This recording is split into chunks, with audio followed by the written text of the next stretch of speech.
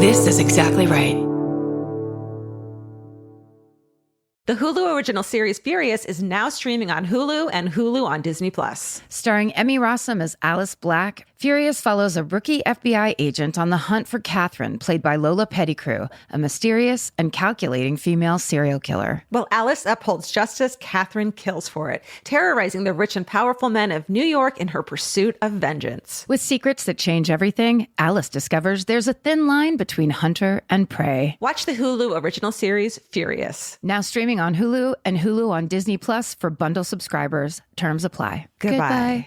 By now, you've probably heard of Reef. They've been making iconic sandals forever. But what you might not know is that they also make ridiculously comfortable everyday shoes. The Neptune is a lightweight, everyday slip-on shoe with a crush-back heel, so you can wear it traditionally or step on the heel and wear it like a slide. Lightweight, breathable, and easy to wear, the Neptune is the everyday shoe your feet have been waiting for. I feel like so often you have to sacrifice cuteness for comfort, which is so annoying because I want both all the time. Everything has to be cute, but also I'm old and I want comfortable shoes. So I feel like the Neptunes are the perfect answer to that. Yeah, I love how cushy they are. They're like, they go with everything. They're really cute, but your feet are like on little clouds. Check out the Neptune on reef.com and redeem 15% off your first purchase. Goodbye. Summer is for adventures, road trips, and adding a whole lot of miles to your car. That's why it's worth stopping at Valvoline Instant Oil Change first. Their trained techs help you get road trip ready with an oil change and an 18-point maintenance check included with every oil change, checking your tire pressure, wipers,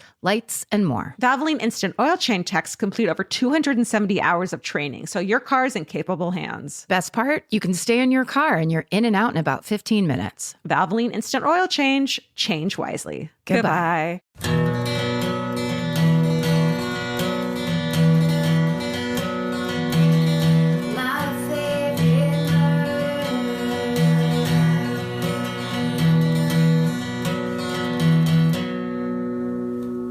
Hello and welcome to My Favorite Murder. That's Georgia Hardstark. That's Karen Kilgariff. And we're doing it again. We're podcasting again. Yeah. Can you believe it? I see you right here. You were in either. my dream last night. You know that? Me? Yeah. Oh. You had an extra dog. Is there an extra dog in your life? No. Okay. Maybe you're seeing the future. I think I am. What color, size, Sweet little name? medium-sized black dog. I can't remember the name, but you were like watching it for now, like fostering. So I think you should do it. Here's the thing. I don't like fostering. Of course. Because how do you have a dog in your house that you're treating like your own dog and then you're just like, okay, bye, good luck. I know, but it's for the greater good. Not my greater good. And my greater good is the only one I care about. Yeah, we know. Yeah. Yeah, it's been a real burden. I didn't get to tell you the story of when we were heading home from Chicago and for the first... Well, for almost the whole flight, so it was a 4-hour flight. So for 3.5 hours, I was convinced I was sitting next to Steve-O. And it was so exciting. Wait, you couldn't actually look, so you just convinced yourself? Well, so when I walked on, it was a dude in the aisle seat with his hat pulled all the way down, real flat-billed skater boy hat. Totally. And it was like that. So I was like, okay, famous person, whatever.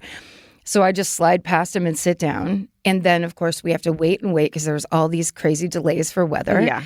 And so by the time we've taken off and I'm waiting for that seatbelt sign to go off, I have to pee so bad. Oh, my God. And so I was just like, he was like turned away and it was like all crunched in. So I was like, I absolutely have to give the signal I'm not trying to talk to you or make small talk. Literally, I'm not going to wait for that sign to go off. Yeah. I'm going to get up and go. Get the fuck out of my way. I've got to piss. Oh, I've been there. I've done it. And I planned accordingly. Yes. I didn't choose to wait. Yes. Like I was forced to wait. Yeah. So thank God.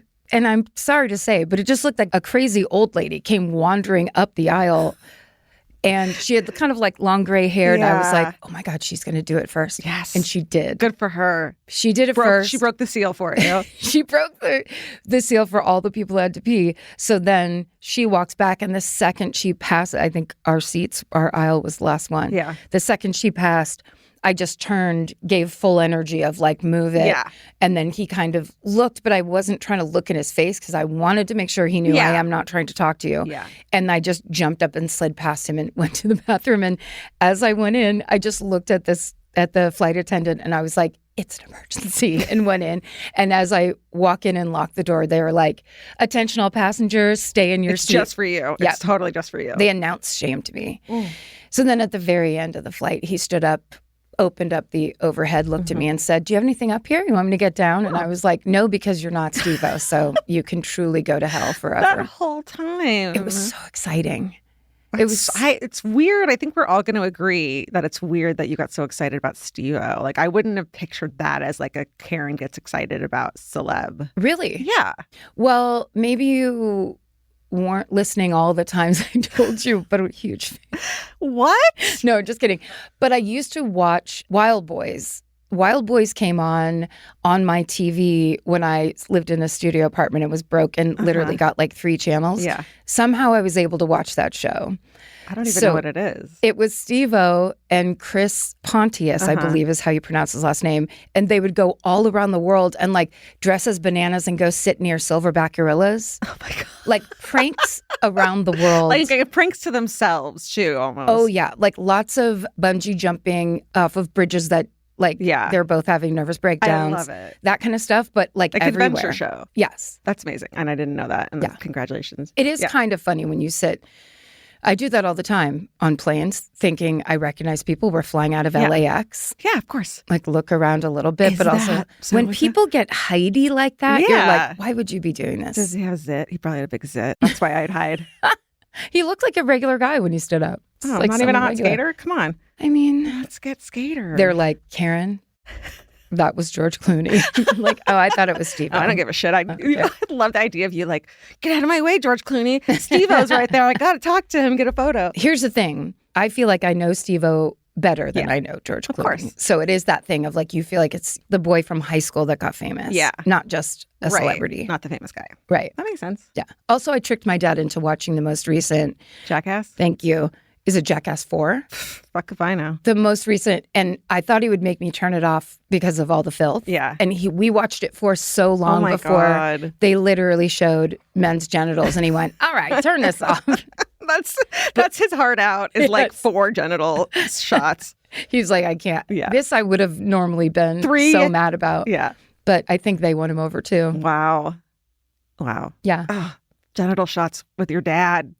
No, I couldn't believe it. I was just like, all of a sudden it smash cut to like, here's how we're going to up this prank. And then I was just like, what are we watching? I've turned movies off with my dad because of that. Or we both go, oh no. And like both of us turn away from the TV. Yeah. Like, okay. Yeah. No thanks. No thanks, Dad. No thanks. How was your flight home? It was uneventful, and I was so happy to be home. That Friday afternoon home thing where you're just like, I just want to sleep for the entire weekend. Yeah. And I did. Yeah. And it was great. And you were justified. Yeah. Yeah. Should we do highlights for our network? Let's do it. Okay, you guys, we have a podcast network. It's called Exactly Right Media. Please follow it everywhere if you want and can and should. If you would, please. Yeah. And here are some highlights. This week on our weird news show, Bananas, comedian Abby Gavinden joins Kurt and Scotty, and they cover important news of the world, like a reckless driver who was fined for not stopping at a crosswalk for his own children. And, of course, Walgreens' shocking revelation that locking up every item in their stores is bad for business. Who knew? Shocking. Right? Shocking. And then on That's Messed Up, Kara and Lisa cover the SVU episode Exile, season 20, episode 6, that covers the strange disappearance of Hannah Up, and chat with actress Amy Spring Fortier, who plays 2 different characters on the same episode. Wow, she's got range. Yes. And then over on our brand new true crime podcast, The Knife, they've got a new episode out today. Hannah and Paisha are sharing Tony Nova's story. Tony was newly married and just a month into her pregnancy when her husband became physically abusive. Today, she's bravely telling her story in hopes of helping others find safety in similar situations. Amazing. The Knife is doing the work. They're doing it. And Buried Bones has a big week. First, the new episode drops on Wednesday as Kate and Paul head to Delaware in 1892 to investigate the brutal murder of a 17-year-old woman. Then on Friday, 4 p.m. Pacific, join Kate and Paul for the premiere of their very first video episode. It's at youtube.com/exactlyrightmedia. They'll be in the comments live answering listener questions. You get to see their beautiful faces talking about awesome stuff. Please go and check that out. Yes. Kate and Paul on video. Can't miss. What more do you want? And finally, we have a personal question for you, listener. Have you checked out our merch lately? There's something for everyone, but especially there's stuff now for our day one listeners. Look, very small, but here it is. The day one listener pin. It's a little blue ribbon pin. I love it. Yep. You've been telling everyone you've been here since the beginning, so now you can brag about it in pin form. Yeah, and also we're not going to check your work if you are a day 37 listener or day 200 listener. You can still wear this beautiful pin. I feel like it's a blue ribbon. Yeah. We've had to listen to this shit the whole time. We'll wear it. Some flavors will always make you smile. And with Kachava's new cinnamon French toast flavor, you can enjoy the taste of your favorite childhood breakfast without the sugar crash. Kachava is an all-in-one nutrition shake that comes in so many delicious flavors, including the brand new cinnamon French toast. It's made with real cinnamon bark for the richest, deepest, most authentic flavor. And just 2 scoops provide complete nutrition your body craves with protein, fiber, greens, and so much more. Kachava provides clean nutrition to fuel wherever your day takes you. No fillers, no nonsense. Okay, the Exactly Right Media office has all become obsessed with Kachava because they keep sending us these amazing boxes of all the flavors, and everyone kind of fights over it now. So we got this new flavor in, and I mean, there was like a line to try it. It's pretty great. We're real believers in the whole Kachava line, so treat yourself to a childhood favorite. Go to Kachava.com and use code MFM for 15% off your first order. That's Kachava, Kachava.com, code MFM. Go to Kachava.com and use code MFM for 15% off your first order. Goodbye. Bye.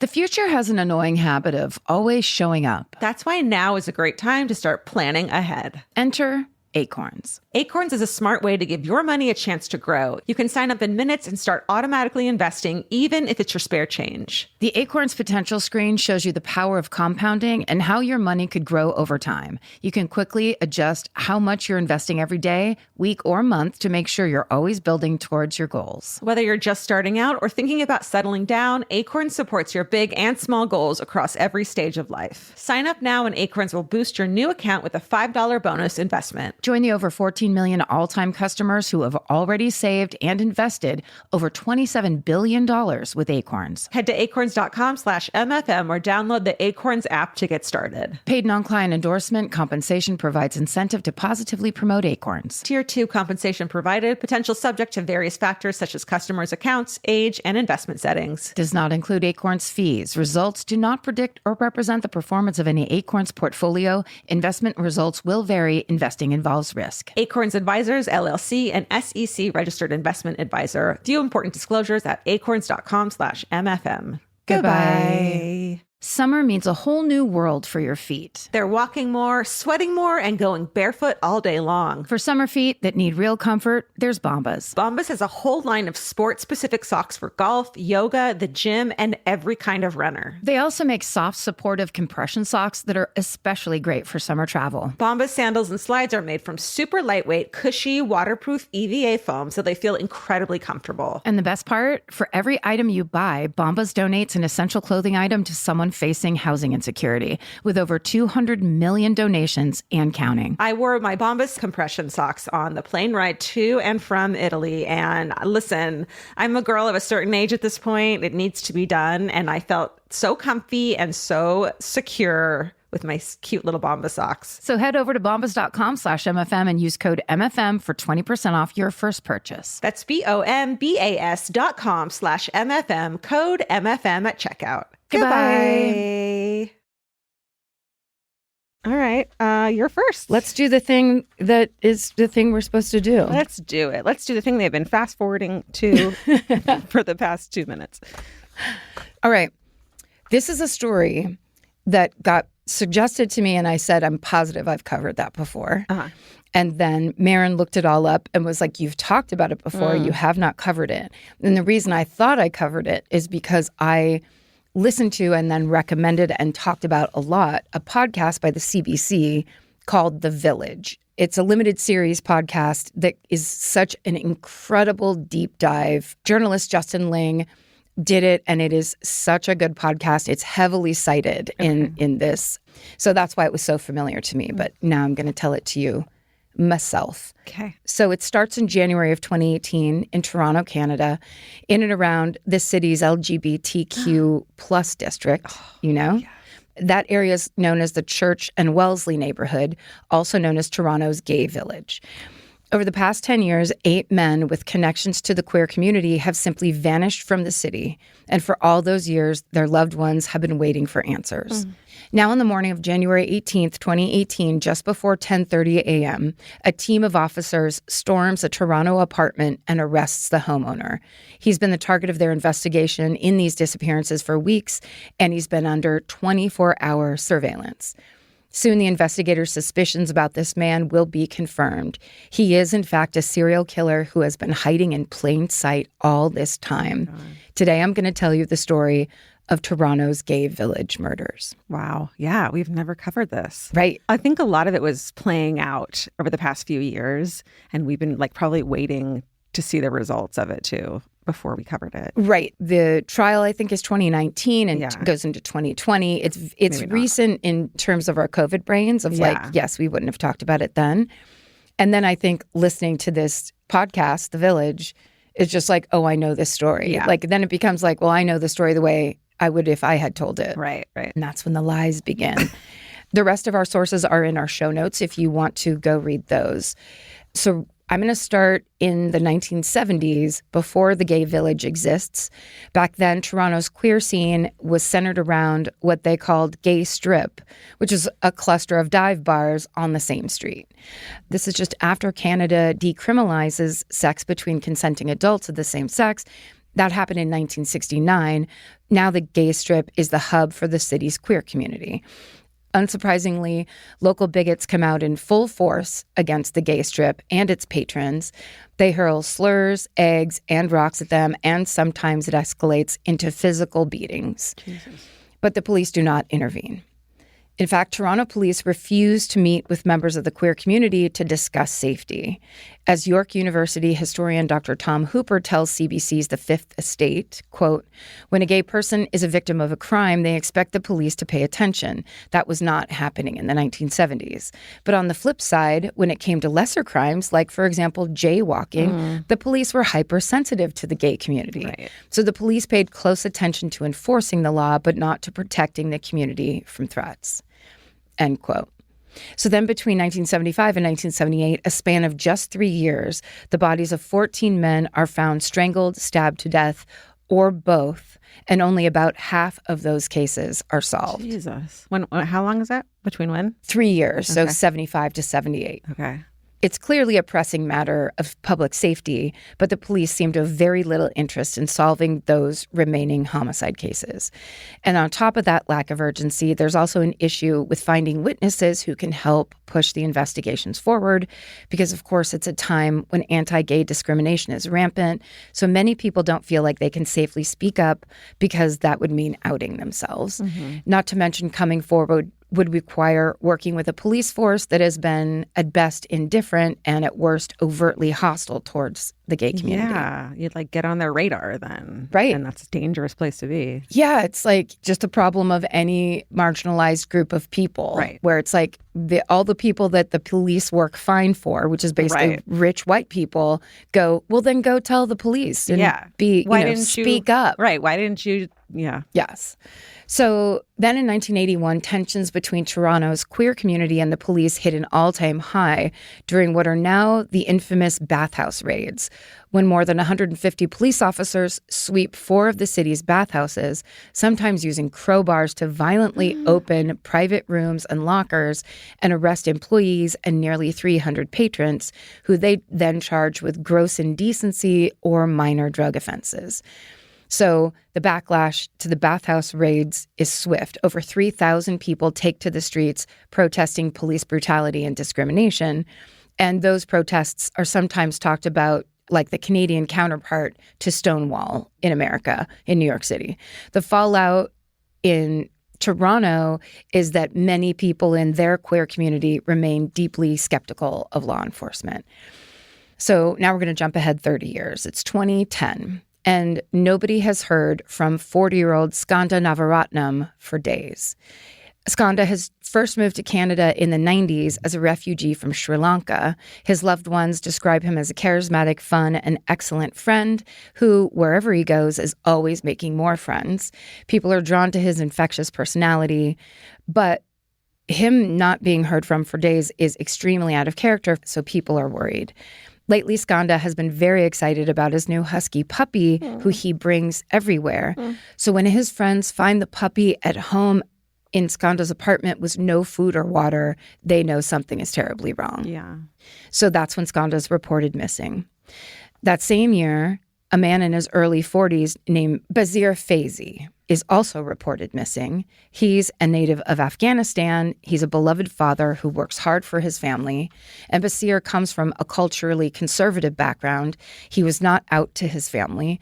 Shortly before vanishing, he called his wife at the end of his workday, told her he had plans with coworkers, but then he actually drove to a bar in the village called the Black Eagle. So when Basir's car is found abandoned on a residential street about 10 minutes away from the village a few days later, the police and his family are baffled. All of this is 45 minutes away from Basir's home, so they don't know why it would be there. 2 years later, in 2012, the same story plays out again when 58-year-old Majid Kayan, who goes by the name Hamid, disappears. Hamid is also from Afghanistan, and he hasn't come out to his family either. He's living in an apartment near Church and Wellesley, and he has many dear friends in the area. They will all later comment on his deep love for Bollywood films and their music, which is just like, I don't know why that got me when I was reading this research of like the most lively, enlivening, like positive fun at the end of a Bollywood movie when they do the dance number and everyone does it. It's like that idea that this was his favorite thing is like you can kind of imagine that type of personality. Totally. So it doesn't take long for members of Toronto's queer community to connect the dots here.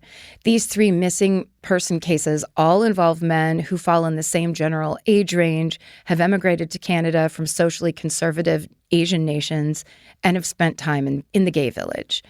An advocate and member of Toronto's queer community, Mita Hans, tells journalist Justin Ling, quote, "Everybody who saw the missing posters brought up the words serial killer. This is not chance. This is not a lover's quarrel gone awry. Right. This is a pattern. This is a definitive pattern." Yeah.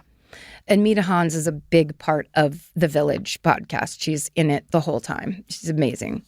So, of course, the initial police response to these 3 disappearances is, in a word, baffling. Not all bad. For example, a close friend of Hamid's named Kyle Andrews goes to the police, and he's relieved to discover the detective that is handling the case seems both non-judgmental and interested in the information he's giving. So Kyle shares as much as he possibly can. He mentions that Hamid has been dating a guy named Bruce, but he doesn't know the man all that well. Kyle is surprised when the detective follows up about Bruce. Then Kyle gets the sense that the police are, for whatever reason, interested in knowing more about him specifically. But here's where the baffling part comes in. Kyle eventually learns that Bruce, whose full name is Bruce MacArthur, actually has connections to both Skanda and Basir, which means he knows all 3 of the missing men. Yeah. The police learn this when they search all of the missing men's dating profiles and find Bruce's dating profile in connection with theirs. Okay. And Bruce's profile is pretty unremarkable. He's a landscaper in his early 60s. He looks so much like Santa Claus that he actually works as Santa Claus at a local mall during the holiday season. Oh my God. Meanwhile, he writes on his own profile, quote, "I can be a bit shy until I get to know you, but am a romantic at heart." Police interview this Bruce MacArthur as part of the investigation, but for whatever reason, they treat him more like a witness than a suspect. In general, police are rejecting the idea that a serial killer could be behind these disappearances. In fact, they release a statement saying that they've, quote, "not found any evidence to say that any of the missing men mentioned above knew each other. The only information between all 3 that is similar is that they all like to attend similar bars, especially the Black Eagle." So The police investigation loses momentum. The cases stall. Detectives seem to accept the explanation that Hamid, Basir, and Skanda all decided to leave Toronto on their own. Of course, that explanation doesn't make sense to the people who know these men, including their friends in the queer community who've experienced the police's disinterest, discrimination, and hostility. Mita Hans says, quote, "Initially, I think the tones were very civil, asking for help, asking for acknowledgement, asking for a spotlight to be shown on this, because obviously there's something going on. But when that didn't happen, I think the tone became more urgent, more animated, and finally the tone became very angry. Why are you not listening? If we see this is happening, if everybody we know sees this is happening, how can you not see this?" End quote. So now it's 2015. Skanda and Basir have been missing for 5 years, and Hamid has been missing for 3. And then in August of 2015, 50-year-old Saroush Mahmoudi disappears. He's come to Canada from Iran, and he's reported missing by his wife, who's worried sick. The two have a loving relationship, and she speaks publicly about his beautiful smile and his good heart. Like Basir, Hamid, and Skanda, Saroush comes from a socially conservative culture. His family members, including his wife, don't know that he spends time in the Church and Wellesley neighborhood, and because of that, investigators don't initially connect him with these other missing men. And then 37-year-old Krishna Kumar Kanagaratnam disappears around the same time. He is also not connected to the other missing person cases because he has no clear ties to Toronto's gay village, and police have investigated. He still has none to this day. Wow. Krishna has been in Canada since 2010, arriving as a refugee from Sri Lanka after a dangerous 100-day journey on a boat from his war-torn native country. But because his refugee claim is denied when he gets to Canada, when he falls out of contact, his family thinks he's laying low to avoid being deported. And he ends up having to live on the street. Like, he's really in a bad position when his refugee claim is denied. Yeah. Then in 2016, a 47-year-old man named Dean Lissawick disappears. He's never reported missing to the police. Dean is white. He was born in Canada. He's a familiar face in the Church and Wellesley neighborhood. Justin Ling reports that, quote, "Everyone remembers him as an incredibly nice guy who had fallen on hard times." Dean is often seen panhandling in the area, and sometimes he engages in sex work. He's last been seen in a nearby homeless shelter. Then in 2017, 44-year-old Salim Essen goes missing. Celine has moved to Canada from Turkey in 2013. Things haven't always been easy for him. He's previously struggled with addiction, but his friends say that life for him lately had been good and that he'd been turning things around. So when friends suddenly stop hearing from Salim, he is reported missing to police. And he's last seen at his own home near the gay village. His brothers will later release a statement about him saying, quote, "He was very friendly, kind-hearted, open, independent-minded, and curious, passionate about learning new things, gardening, exploring new places, and meeting new people. His tender and kind humanity came before everything else." So then in July of the same year, after the end of all the Pride celebrations, a 49-year-old man named Andrew Kinsman vanishes. Andrew, who's like Dean, white and born in Canada, is very active in Toronto's queer community. He's described by loved ones as, quote, "an extraordinary, quirky, and caring individual." So unlike the last 3 disappearances, Andrew and Salim's cases are soon linked to the 2010 and 2012 disappearances in the gay village. And this reignites the queer community's suspicion that there is a serial killer targeting the area. And finally, the police start listening. They launch a task force known as Project Prism, aimed at solving these active cases. But by this point, Toronto's queer community has been trying to ring the alarm bell for so long about these missing men, they have real reason to worry that the police are going to let these cases go cold again. As prominent Church and Wellesley community member and advocate Nikki Ward puts it, quote, "The anger was palpable. But then summer turns to fall, turns to winter, the media moves on, some missing posters stay up, and you still see their faces around the city, but the feeling sets into the community that these cases would go unsolved, just like the others." But then, fortunately, there's a break in the case. as investigators are looking into Andrew Kinsman's case, they find a handwritten name in Andrew's calendar, and that name is Bruce. That's how they learned that Andrew also knew Bruce MacArthur, the 66-year-old Santa Claus landscaper who was treated like a witness back in 2012. So finally, 5 years after they first connect him to the 3 other missing men, investigators finally take a look at Bruce MacArthur. They discreetly put him under 24-hour surveillance, and when they do, detectives follow him to a Toronto property belonging to one of his landscaping clients. And that property is not far from where Bazir's car was abandoned back in 2012. I just realized how sinister landscaping is in this. Yes. Oh, my God. Really bad. Yeah. Okay. So now it's September of 2017. Bruce MacArthur is under surveillance, and investigators watch as he sells the van he owns to an auto parts shop. They go in basically right after, seize the vehicle without Bruce knowing. And when the forensic team gets in there, they find traces of blood inside. And when the DNA testing comes back, it confirms that the blood belongs to both Celine Essam and Andrew Kinsman. Oh, my God. So now investigators are able to get a warrant to search Bruce's house, and they do secretly without him knowing. And when they do that, they find a hard drive. And when they open the hard drive, there's a bunch of different folders. And 8 of those folders are titled with the names of the missing men. Holy shit. And inside those folders are photos of the missing men, some of them clearly taken after they had been murdered. Can you imagine being the forensic investigator? Oh, but seeing those names and then being like, I know what's going to happen when I open these. And there's a 9th folder of a name of a person they don't recognize. Holy shit. No one's been reported missing. They cross-check it, and now they realize there's a victim out there. Oh, my God. So in January 2018, the police raid Bruce MacArthur's apartment just in the nick of time. Inside the apartment, they find a man tied to Bruce's bed. No. Luckily, he is physically unharmed at that point.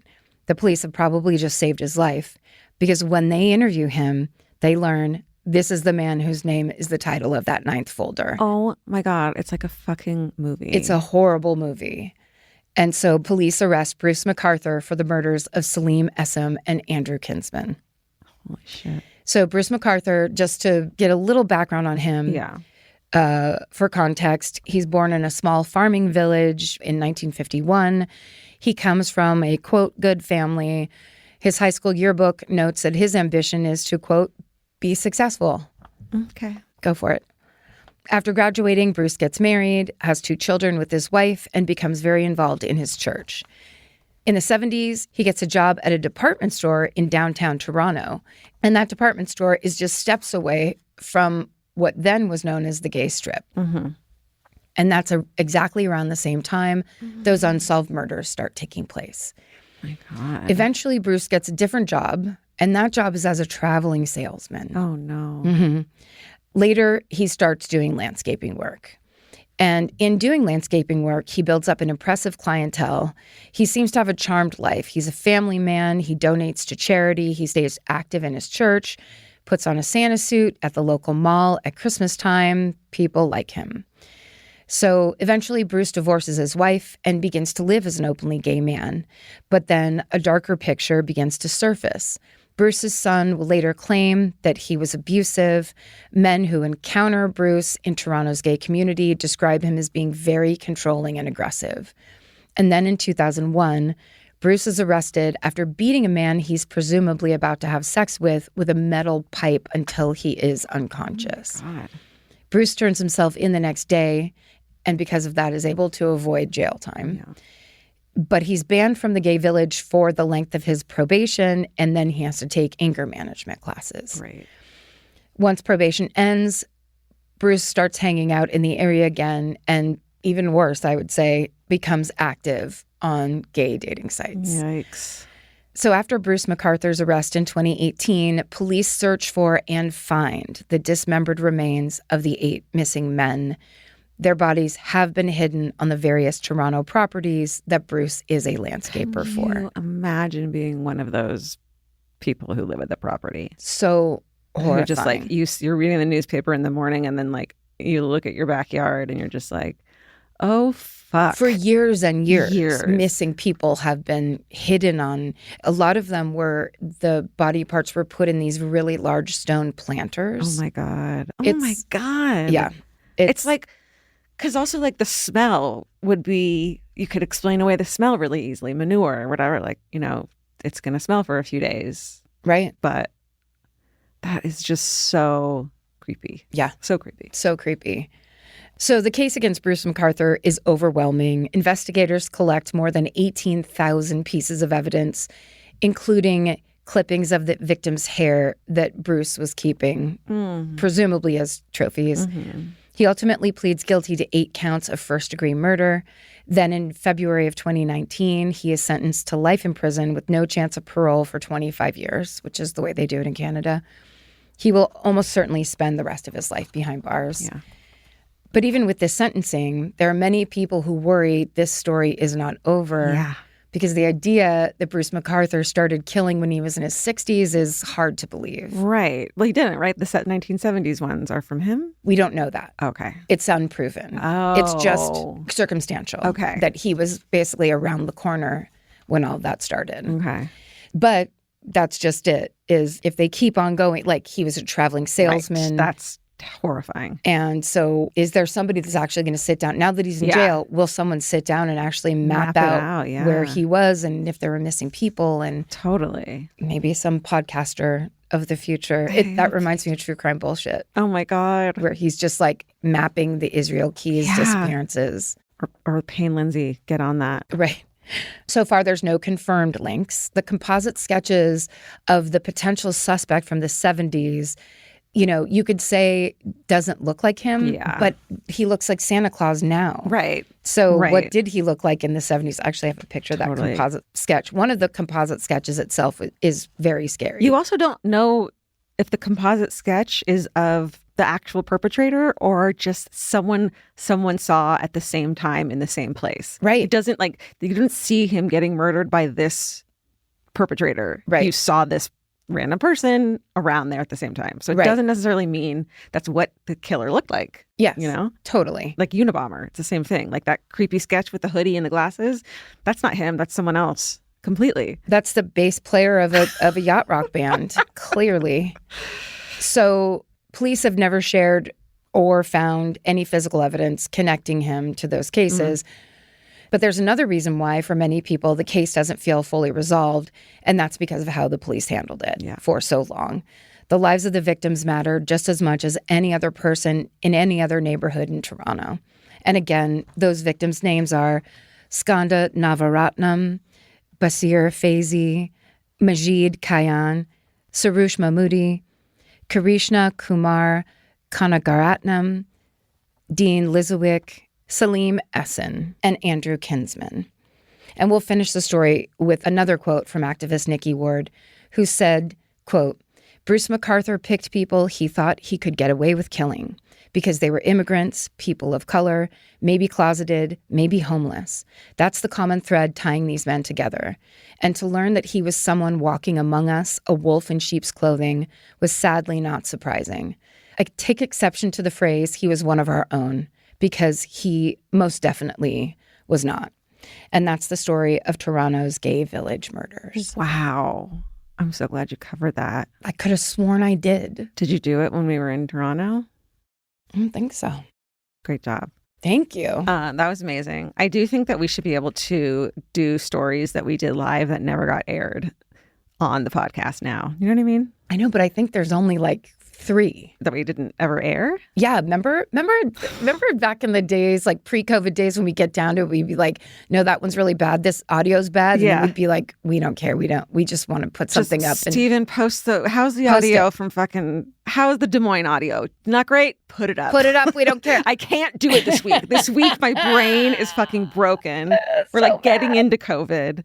Put up a fucking live episode, and then we just have a week off, and it would just be lovely and beautiful. It was just like, in that second apartment, things got real fucking intense. In the loft? In the loft. It was like, for me, it felt like it was all going up like this. Yeah. But nothing else was coming back down. Yeah. It was like me working multiple jobs and trying to do it. It was all very intense. Yeah, things were not good in that period. We'd just be like, Steven, fix it. Poor Steven. Oh, Steven. Love him.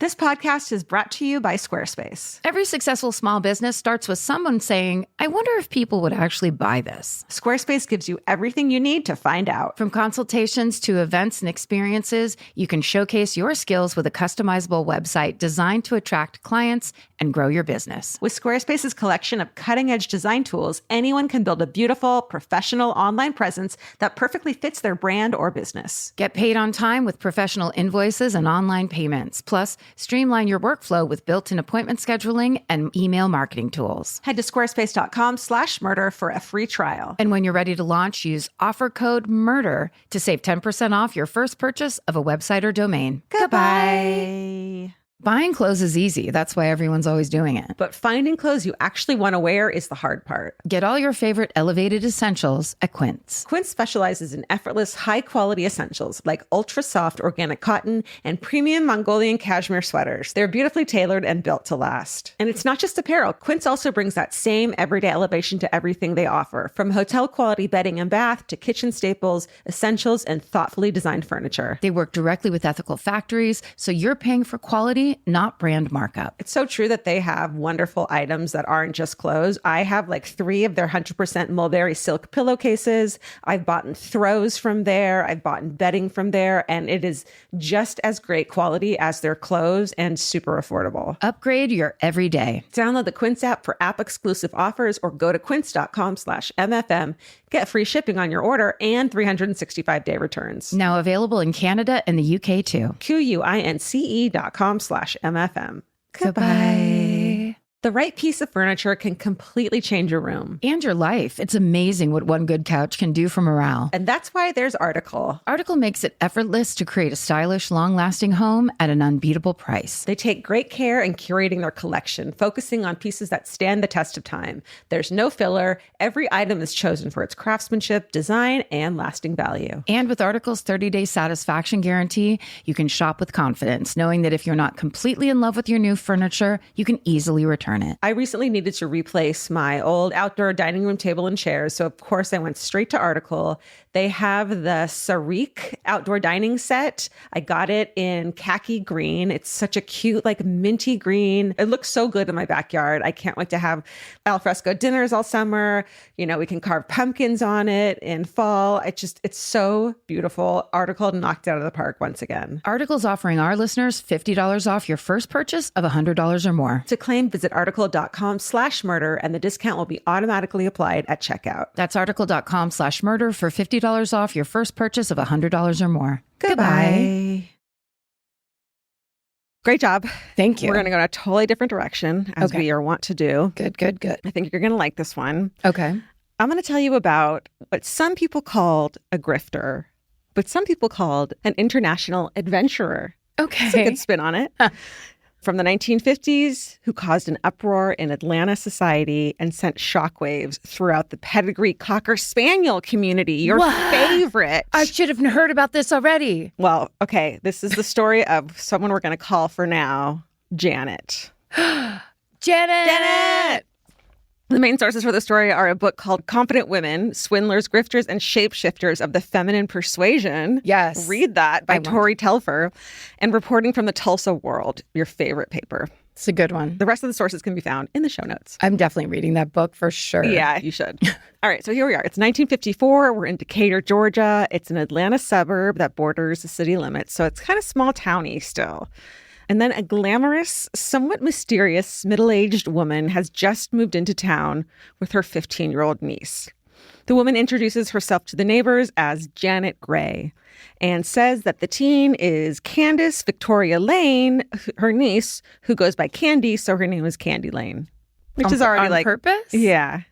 Okay. Is her middle name Kane? Because what are we doing? Janet says she's from Washington, D.C., and the circumstances that have brought her to Atlanta are absolutely tragic. She's just lost her husband, but the details are kind of vague. Janet lost a child at birth, she said, and then 2 weeks after her husband's sudden death, her last remaining child was hit by a school bus and killed.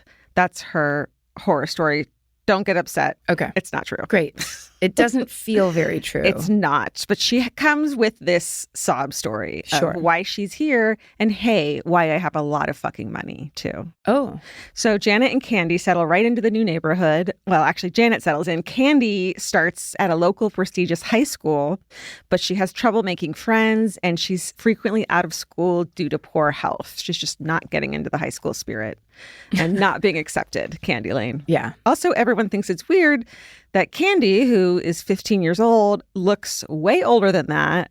She's called, quote, built like Marilyn Monroe. Oh. Like the word buxom is thrown around a lot. So they're like, this isn't a 15-year-old girl. Okay. Right? Something's fishy, but it's the 1950s. People believe what you tell them. They just are reading the one newspaper. Right. And yeah. Yeah. It's like simpler time. You haven't heard about all the crazy people in the world the way we get to these days, Yes, right? Exactly. And that's why you listen to this podcast. Mm-hmm.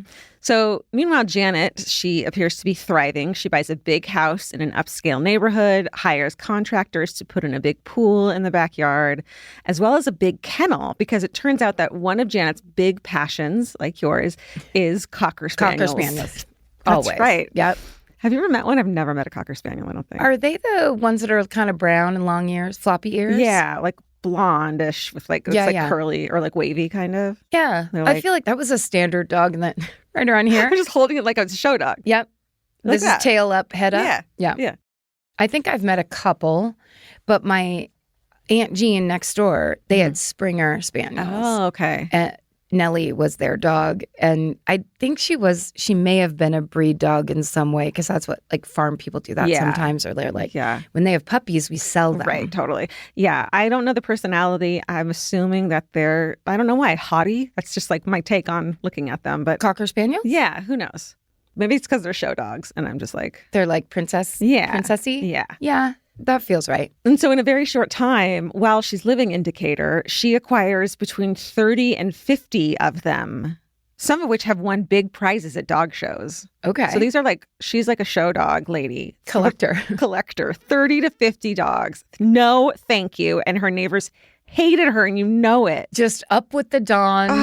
One starts barking. Oh my God. Yeah. Like, no, you can't do that. Sorry, in just a regular neighborhood? I think it was a well-to-do neighborhood where there's probably lots of like land. I would hope so. Yeah, so they like built a pool in the backyard. But it wasn't like, countryside. It was like a neighborhood, a well-to-do neighborhood. 30 dogs. 30 to 50 dogs. 50 dogs. Put 50 dogs in this room right now. No, I'm you not can't. fucking tell you. I'll start screaming. Please don't. It's too many. I mean, I love dogs, but like 10 tops. 30 to 50 of anything. No, like true. Imagine like 30 to 50 Snickers bars. I'd be like, this is crazy, guys. I do cats. I would do cats.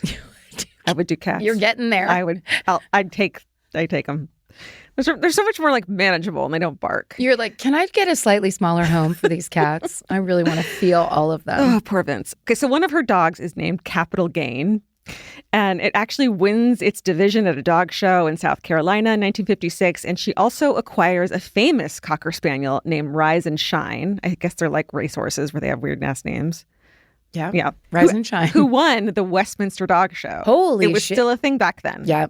It still is a thing in our family. Yeah, you put it on immediately. Isn't it like Thanksgiving Day? I feel like there's a holiday we watch it either thinking of the Puppy Bowl? You're thinking of the Super Bowl. That's right. It's on Thanksgiving, right? Yep. Every year. So Janet quickly ingratiates herself into Atlanta society. She is very glamorous. She's like older lady, but that just means, like bigger jewelry? No, just like the age thing is like an old lady is in her 50s then. You know what I mean? Yeah. Like it's not, but she acts like an older lady, but she is very like refined. She has a closet full of beautiful dresses and furs and hats, and her home is immaculately furnished. It's like gorgeous. Okay. She's known around town as a very generous tipper, which we love. We got served by a murderino. I forgot. What? We got served by a murderino at this restaurant called La Supreme when Vince and I were in Detroit last week. I think her name is Marie. And she was so wonderful and like gave us like, after dinner drinks and dessert and was just so nice. And then I was like, Vince, what if we don't tip her? Wouldn't that be funny? I was totally kidding, but like, obviously, but like what a great way to ruin everything. Yes, just exactly. To not tip. She's just being super cool. And then the tip is a weird Bible quote. Yeah. And you're just like, bye, Marie. How funny would that? I mean, not at all. We obviously. Never. Yeah. But never. Just kind of like What if? Wait, that reminds me of walking down Michigan Avenue. No, I think we're on Wacker or something. But when we passed Megan, who saw you first as we were walking and said hi to Chicago? you. In Chicago. Who was listening to our podcast as she walked by us? Listening to the podcast and then walked and I was like 10 steps behind you and I or turned whatever. around, she looked at me, she's like, oh my God. And then I pointed back to you. I was like, and that one's here too. She's like, and by the time she got up to me, it kind of looked like she was crying, but it was so cold that it could have just been that. But she just pulled an ear pod out and was just like, I'm listening to you now. And I'm What like, a this must trip. be so weird. What a trip, right? Sorry to fuck with you, Megan.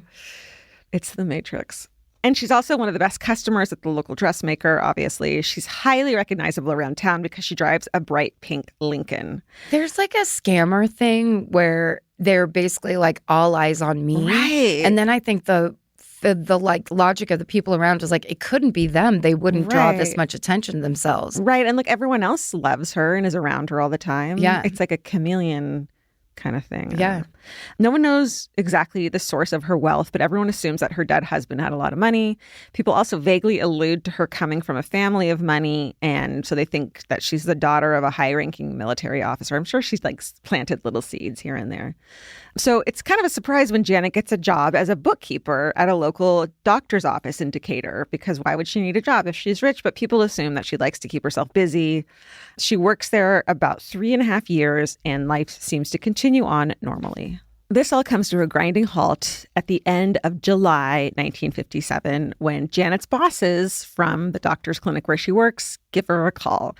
They said they'd hired an auditor to go over the books because something seemed fishy, and the auditor had found that about $100,000 appeared to be unaccounted for. In today's money, what they called ring, ring, ring nowadays, and they're like, hey, we got audited. Here's how much is missing. Like, what would a lot of fucking money be? Well, it's the 50s. So that's like, I was going to say 100 years ago. Like $1.5 million. $1 million. Good job. Fuck. But imagine being like, hey, we're $1 million short on the till. Yeah. And you're the person who's in charge of all of and that. You're the one with the big pencil in your hand. Can you come? And they're like, can you come in and like explain this? And she's like, absolutely. Like, I'll be in on Monday. Like, don't even worry about it. And I'm sure it's not a big deal, you know? And they're like, okay, good. Because they like love her and trust her. And also the $100,000 number goes up like later. So that's just like kind of a starting point. Yeah. But as soon as she hangs up the phone, she springs into action. She rents 3 moving vans and hires a handyman to come help her move out. 2 vans are filled with furniture and clothing, and 1 is filled with about 40 Cocker Spaniels. No. Yeah. Into the truck, guys, up that little ramp. Was there any cushions in there or anything for them? I know. And she finds homes for a few other dogs. And also the number of Cocker Spaniels is sometimes changes as well. Yeah. The next morning, she and her, quote, niece get into the pink Lincoln with 3 moving vans following behind, and they skedaddle out of town. But they do. Yeah. Now, can I just say this? Maybe we've all learned this up until this point or since that time. If you're going to call and say, hey, we've noticed some questions in the books. Do you mind coming in on Monday? You're calling from the car outside their house. Right. So that you can see if that's what they're about to do. Right. And then that's how you know. Yeah. Totally. Yeah. So they didn't have car phones back then, did they? They had their hands. They could have very easily. They had a banana they could hold up as a phone, didn't they? All right, here's the truth. Janet's real name is Margaret Lydia Burton, although her maiden name is McGlashan. Like, hey, Maren McGlashan. Margaret is born in 1906 in Taijin, China, born to British, well-to-do parents. Margaret's father dies when she's about 11, and the family moves first to England and then to Canada. By the time she's 28, Margaret is living in Panama and manages a rug importing company. Sure. Which has ties to part of China where she grew up. So then she marries an American named Jasper Burton. And in the 1930s, they have a baby girl named Sheila. Sheila, it turns out, is the real identity of her niece, Candy Kane. It's her daughter. Not in high school. Who is 20 years old. So they were not wrong. Okay. Will we hear more about that later? Kind of. The why? We'll talk about it. Okay. We'll theorize. Okay. We're really good at that. Okay.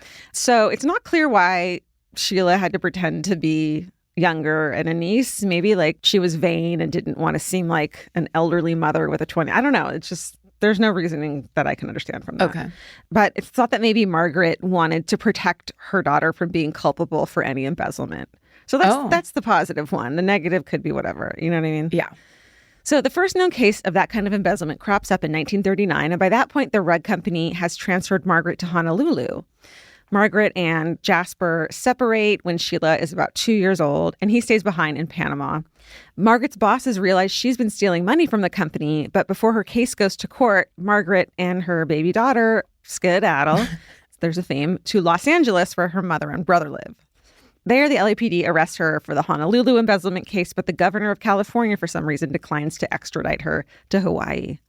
So shortly after this, and I wrote warning to knitterinos, Margaret collects investments from Los Angeles knitting enthusiasts, saying that she's planning to open up a yarn shop. Oh. That's her scheme. Instead, she makes off with close to $10,000, which is $113,000 in today's money. And it's at this point that Margaret starts using aliases for herself and her daughter. By the time she's caught, she has about 22 different identities.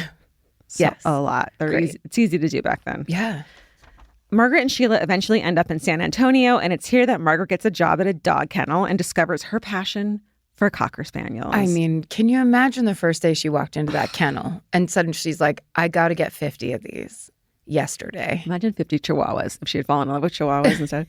There's so many dogs I wouldn't want 50 of. I'd do 50 Chihuahuas. Yeah, I would do 50 Chihuahuas. I'd do 50 terriers like Frank and Blossom. I like that kind of dog. Maybe it's because Cookie's a Chihuahua, and I'm like, definitely. Yeah. Our dogs have done a good job representing themselves and their breeds to us. They've indoctrinated us into their I'm a breeds. true believer. But there's some dogs where I'm just like, never. Yeah. So she starts using some of her ill-gotten money to buy show dogs. They cost thousands of dollars. There's also reports that she steals some dogs from other owners. Yeah. Yoink. There's not a lot of information about how many dogs were stolen and how she would have done this because they're show dogs, so they're kind of shuffled around a bit. Like no one knows who the actual owner, who the breeder, who the trainer is. So then throughout the 40s and early 50s, Margaret and Sheila bounce around all over town, New Orleans, Denver, St. Louis, Norfolk, Virginia. In each place, Margaret gets a new job, often as a bookkeeper in a doctor's office. And when patients come in, and back then they paid with mostly cash, right? Lots of cash like flowing. Just like, Yeah. Margaret pockets a lot of it. When she gets caught or close to being caught, she and Sheila skedaddle. God. Yeah. What a way to live. Yeah. As my dad said to me once, there's some people that can't keep their hands out of the till. And at the time, I had been stealing $20 a week from the job I was at so I could buy beer. Oh, no. I'd only done it twice. Yeah. And then I was like, oh, no. And I never did it again. That's good. Because I justified it. I was like, they're paying me minimum wage. Right. And then, I deserve and I it. was like, dude. And then the second time, it was because the person, I also worked at the student union at Sac State. And our boss, who was always like kind of in everyone's business and da-da-da. I mean, what have you been doing in it? Can we see, will you do the count again on your thing or whatever? And they had embezzled like $500,000. Holy shit, shut up. Yes. So that had just happened. How do you do that? Same thing where I think it's just like just a little bit here and a little bit there and you work there for 20 years and no one suspects you. All the jobs I've had that I've had to work the till, which is a lot of them, like the count out at the end of the night, if I were under by 5 cents, Yes. I would be devastated. Yes. Like that, because I was so good. Like I was like, there's no fucking way I did that. But there was always some amount of money you were under. Yes. Or of over course. randomly. You were also in trouble, like when I worked at the Gap, you were in trouble if you were over and if you were under. Like you couldn't win. No. That just reminds me of, though, you keeping perfect track of our merch money in the beginning, where you would just be like, there it is, just so you know. Aren't you glad I'm not an embezzler? I really am. It would have been very difficult on top of everything else. Where do you think that Podloft money came from? God damn it. Where'd you get all these frames for these pictures? Okay, so that brings us back to 1957 when Janet, that's the fake name, who's about 51 at this point, fails to show up at her doctor's office in Decatur, and her coworkers call the police. They quickly loop in the FBI because they're assuming she's crossing state lines. She's driving a fucking pink car and has 2 moving vans following her, one of which is full of Cocker Spaniels. So one of the agents says it'll be like, quote, finding an elephant in a haystack, you know? Yep. Like not the smoothest. Get her. In actuality, Margaret proves not so easy to find. It turns out that the FBI's best clue is the trail of Cocker Spaniels. Okay, so a moving van full of Cocker Spaniels is like reported as a very funny comical thing, but in actuality, it's clearly not safe or humane. As you said, yeah, there's no fucking pillows. And 2 of the 40-ish dogs actually don't survive the journey, which is so sad. It'd be so hot. So hot and probably no water. No, it's horrible. No, it's awful.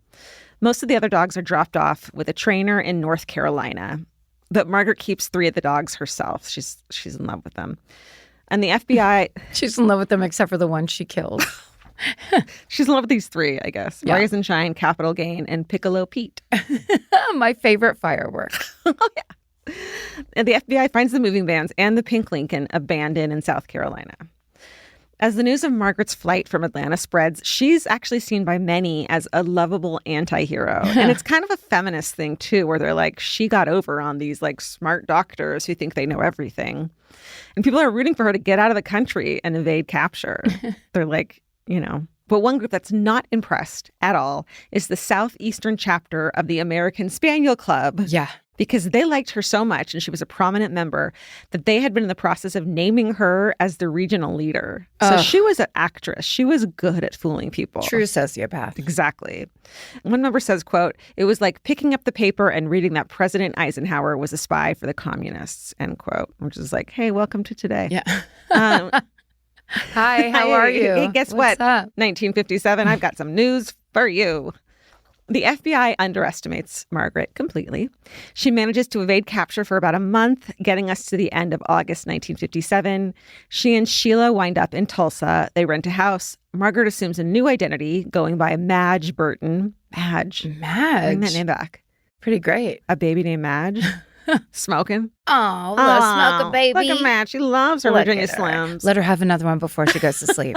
Just let her. She'll go right down and just give her 2 more cigarettes. give her a Cosmo and a cigarette, and she'll go right down. So she goes to a doctor's office and gets a job there. Yes. They don't ask for any references because Madge tells them her husband was a doctor. She worked in his office for years and years, and he left her for another woman. So she doesn't have references, but she's got a lot of experience. And they're like, great, get over here. And she actually does seem to have a lot of experience because she has done that. So they believe her. She's stolen at all the great doctor's offices Right. around the Midwest. Then, after Madge had been at the clinic for a week or two, a story about Margaret Burton, her real identity, runs in the Tulsa world. And it catches the attention of the office manager who hired her, partly because of obviously working in a doctor's office, but also Margaret had a lot of freckles. And so she matched that up. And the article describes her daughter, Sheila, as, quote, buxom. And the office manager had seen this daughter and was like, bingo, it's Jessica Rabbit. You know? The 15-year-old? Yeah, the 20-year-old. The 15, 20-year-old? Exactly. So the office manager is a rat and calls the FBI. I'm kidding. And when they knock on the door of the house rented in Tulsa, they are greeted by the daughter, Sheila, and 3 Cocker Spaniels, which is like, change up the dogs. You're like giving it away. You Or know? at least put them away for a bit. Or like put a disguise on them. Oh, raccoon disguises. 3 raccoons. What are you guys doing? Well, there's no Cocker Spaniels here. I guess we got to get out of here. This can't be the same place. Margaret and Sheila are both promptly arrested and extradited back to Georgia, where they're slapped with state charges of forgery and larceny. It turns out that the federal charges don't stick. Like, she gets lucky. And so the 3 dogs are all brought to a local kennel, but they're technically impounded, like with all of Margaret's other property. Like, can you imagine going to that fucking sale? Oh my God. Like, up next on the block. The American Spaniel Club raises what is basically today about $17,000 to buy back the Best in Show dog, Rise and Shine. And Piccolo Pete, come here. Come here, darling. It's me. It's your mother. That's your mommy. So all this comes out in the press, and Sheila's birth father, her dad, Jasper Burton, who hasn't seen her since she left Panama as a toddler, comes out of the woodwork. It turns out he'd been living in nearby Athens, Georgia. He's thrilled to find his daughter again. And the charges against Sheila are dropped completely. It does seem like she had nothing to do with her mother's schemes.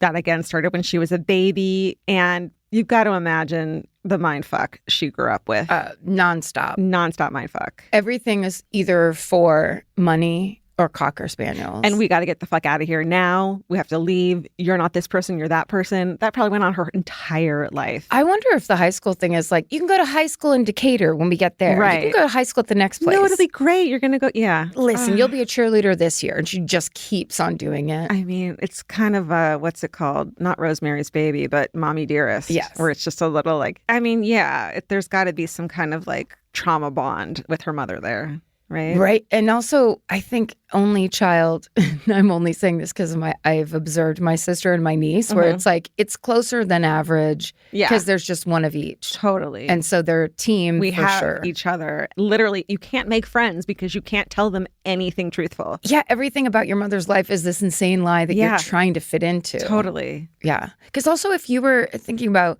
if you're past the age of high school, but you're moving to these new towns, what are you supposed to hang around the pool hall or something? Yeah. Like, what are you doing? Totally. To socialize? You wouldn't be able to. And I'm sure your mom tracks everything that you do. Yeah. Right? When reporters ask her questions, they say that she's shy, reserved, and says that she's just scared that she's never going to see her mom again. So Margaret faces charges all over the country, and her Georgia trial begins in December of 1957, ends in a mistrial because a juror hears his pastor at a sermon talking shit, essentially, on Margaret. And so it's shit the juror's not supposed to know. And so it's a mistrial. Wow. Great. That's actually the ultimate getting out of it. Yeah. It's not his fault. Yeah. It was church. It's my fucking, you know how pastors have big mouths and shit. Just trying to be a good Christian man. Gossip, these fucking pastors. every Sunday. Every Sunday, just talking shit about cases. At the second trial, Margaret says that actually the doctors at the clinic she worked for were trying to evade taxes, and she caught them. And so they tried to accuse her of embezzling. Yes. It's not her fault. Nope, she's the victim. She also faints a lot during the trial. Oh. As you do. One of these? Yep.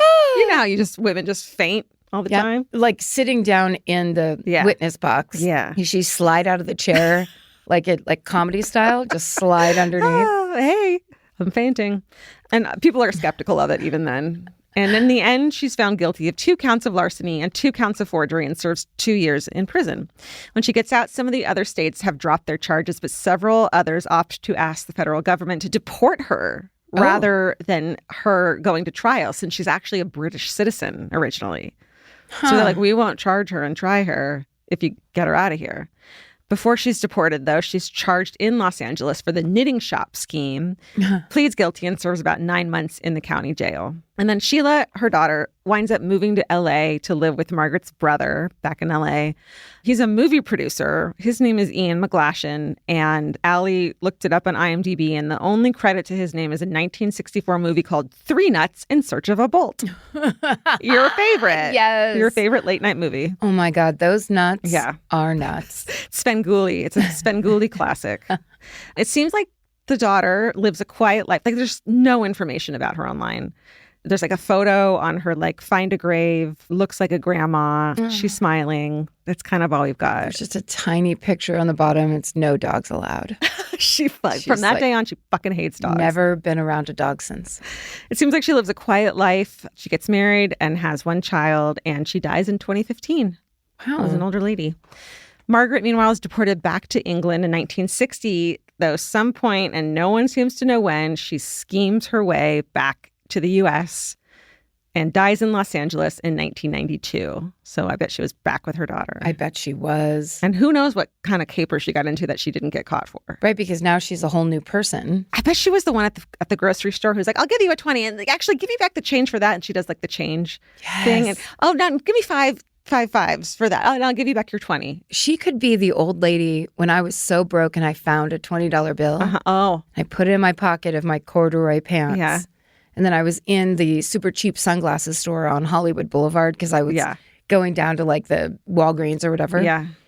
And I was standing there like, oh, I can buy a pair of sunglasses for like $5. Yeah. And this old lady came and like was standing to the side of me, and I wasn't looking. And finally I looked, and she's standing there smiling. She's like, hi. And I was like, hi. And then she walked away. My $20 is gone. Shut the fuck. I thought she was going to say, It was her. that's my 20. No, she straight up robbed you. She robbed me and then made me look her in the eye with a big smile. And I bet you it was fucking Janet. I bet you anything. She was in Los Angeles. It was her. Oh my, how amazing would that be? So here's good. her photo. Oh my God. Oh my God. It's her. So yeah, she dies in Los Angeles in 1992 at the age of 85. Could have been. Yep. And that is the story of the serial embezzler or the international adventurer, Margaret Lydia Burton. Wow. That was great. Thank you. There's only a few photos of her too, and like no information about after she went back. There's a photo She's of a her pro. she's getting out of this car. She kind of looks like a little old lady, even though she's got like no wrinkles. She's like the little old lady shampoo set, glamorous dress, and she's got the like railroad case with her makeup in. And she's getting out of the car at the courthouse like it's a fucking premiere of a movie and she's the star. Yeah. And she's like just eating it up. And it's just kind of like, God, I bet she was fun. I bet she was fun. And I bet you that's why the press, or like that's why the public was able to get this kind of counter, like anti-hero thing going for her. Because it's like, well, you're showing up in an outfit. You seem to have a great attitude. Totally. Like, Americans don't need much more. No. Yeah. You're getting it over on the man. Yeah. I kind of love that. Yeah. So fuck it. Fun. Be a stealer. Be a stealer. Wow, That was we great. did it. Thank you. We did it. Do you want to do some fucking hoorays? Sure. Should we be doing fucking hoorays too? You and I? Sure. Oh, wait, I don't have one. Next week? Yeah. You want to start next week? Yeah. Mine's Steve-O. Every week I'm going to give this. Steve-O! Okay, let's do some fucking hoorays. At the end of the show, we do just things you're fucking happy about. Hashtag us on Instagram or on YouTube page on this episode. Yep. Mine's from email. My Great. first one. You want me to read it? Do it. That works. The subject line is Karen's Yogurt. Fucking hooray. And it says, hi, everyone. I'm an early listener. And your podcast has given me so much over the years, laughter, comfort, mental health support. But Karen talking about her little morning yogurt has saved my coffee routine. Do you remember this? I just learned on TikTok, of course, that to save the cortisol zip of drinking coffee on an empty stomach in the morning, I just drink a little drinkable yogurt first and let my body process that, then drink the coffee like an hour later. I also heard eat a couple walnuts, just like 2 walnuts. Oh. Helps For the same reason? Mm-hmm. See, I can't eat one. Let's gotta get cold sore. Oh, no. Okay, don't do this. I did all separate. It says, save my morning coffee routine and my esophagus. And for that, I am forever grateful. So fucking hooray for midlife hacks and a tureen of black coffee to keep us going through the terrible. Kate. I love it. I So good. love hacks so much. It's a good hack. Yeah. To realize that I was just piling on, like, because I Acid. think I'm trying to get started in the morning. And it's like, you're literally signaling more cortisol. Seriously. Yeah, it's a monster. Okay, mine is from YouTube, from our YouTube page. It's youtube.com/exactlyrightmedia. And this is from a Kelsey, because remember we were saying that we have to have a Kelsey. I had a couple of those in there. I'm a Kelsey, and I have a fucking hooray today. First, my older sister, shout out Celia, got me listening to you from the start, and I've been hooked ever since. Today, my fucking hooray is my mom receiving life-saving surgery for an aortic aneurysm. Ooh.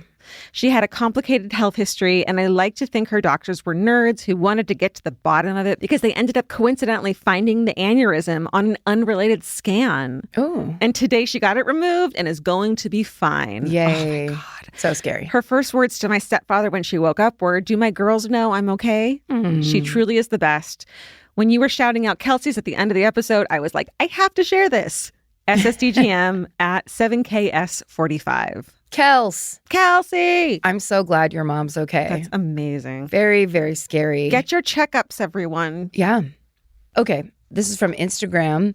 It was a social media comment on episode 473, and it is from Deb Miller Landau, the author of the book A Devil Went Down to Georgia, which is based on a recent story I did about the murder of Lita McClinton. Oh my God. It says, My hashtag fucking hooray is that this little murderino's dream came true. Oh my God. Several months ago, I emailed MFM, and today on episode 473, Karen told the story of Lita McClinton based on my book, A Devil Went Down to Georgia.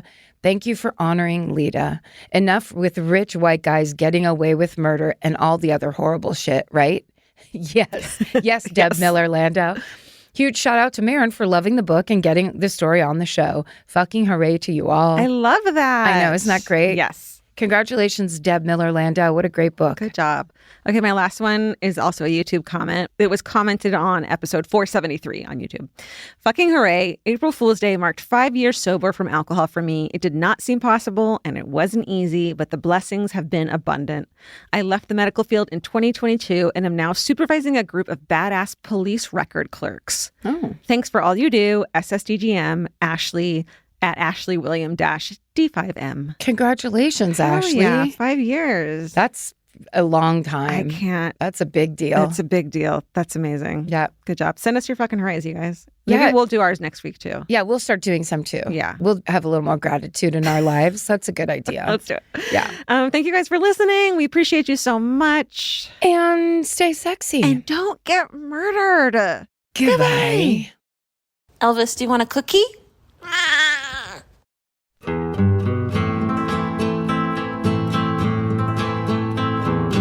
This has been an Exactly Right production. Our senior producers are Alejandra Keck and Molly Smith. Our editor is Aristotle Acevedo. This episode was mixed by Liana Scolacci. Our researchers are Maren McGlashan and Allie Elkin. Email your hometowns to myfavoritemurder@gmail.com. Follow the show on Instagram at MyFavoriteMurder. Listen to My Favorite Murder on the iHeartRadio app, Apple Podcasts, or wherever you get your podcasts. And now you can watch us on Exactly Right's YouTube page. While you're there, please like and subscribe. Goodbye.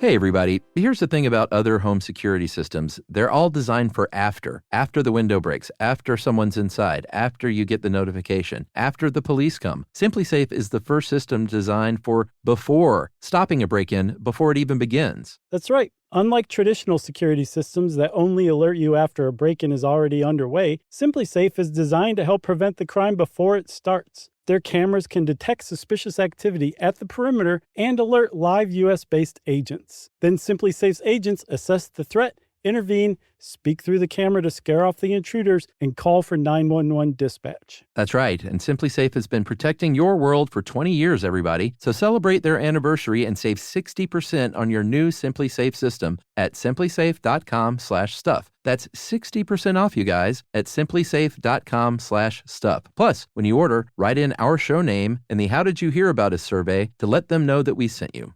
Don't forget, there's no safe like SimpliSafe. Vacation planning should feel like a breeze, not a deep dive into countless travel sites searching for the best deal. With Cheap Caribbean's Budget Beach Finder, you can search every destination and every date all in one search. You'll save time and money with the Budget Beach Finder. Say goodbye to endless scrolling and tab hopping, and hello to Budget Beach Bliss at your fingertips. Go to cheapcaribbean.com to try out the Budget Beach Finder and see just how stress-free vacation planning should be. Goodbye. Capture your favorite summer feeling with Pandora Jewelry. Discover a collection inspired by the sunshine, freedom, and moments that make the season unforgettable. From sun-kissed metals to personalized pieces ready to be engraved with your summer mantra. Each design moves with you from beach days to golden nights and every memory in between. Shop Pandora Jewelry's new summer collection in-store or online at pandora.net and let your summer unfold. Goodbye.